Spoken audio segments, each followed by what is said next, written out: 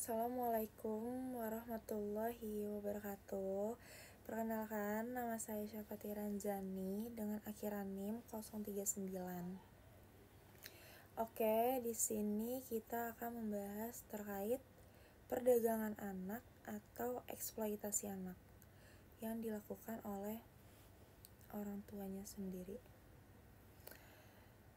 Sekarang itu perdagangan anak itu sangat amat memprihatinkan, yang dimana seharusnya anak-anak itu mendapatkan kasih sayang yang lebih, perhatian yang lebih, perlindungan yang lebih dari orang tuanya sendiri. Tapi dengan perdagangan anak ini justru mereka dijadikan objek untuk meraih keuntungan finansial.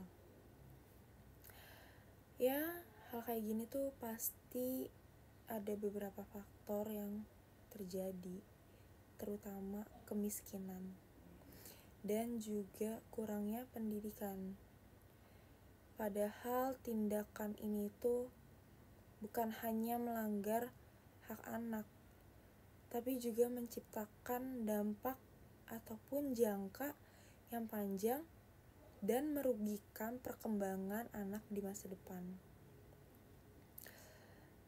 Adapun hukum yang sudah berlaku itu dalam Undang-Undang Nomor 35 Tahun 2014 tentang Perlindungan Anak, khususnya pasal 76B, yang secara tegas untuk melarang praktik perdagangan anak dan menetapkan sanksi bagi pelaku yang melakukan praktik perdagangan anak tersebut. Selain di Undang-Undang Nomor 35 Tahun 2014, ada juga Undang-Undang Nomor 21 Tahun 2017 itu tentang pemberantasan tindak perdagangan orang yang memberikan landasan hukum kuat untuk menindaklanjuti pelaku perdagangan anak, yang termasuk orang tuanya sendiri. Ada juga di dalam undang-undang tersebut disebutkan dalam pasal 2 itu secara tegas melarang perdagangan anak dan mengatur sanksi yang lebih berat bagi pelaku, dikhususkan untuk orang tuanya.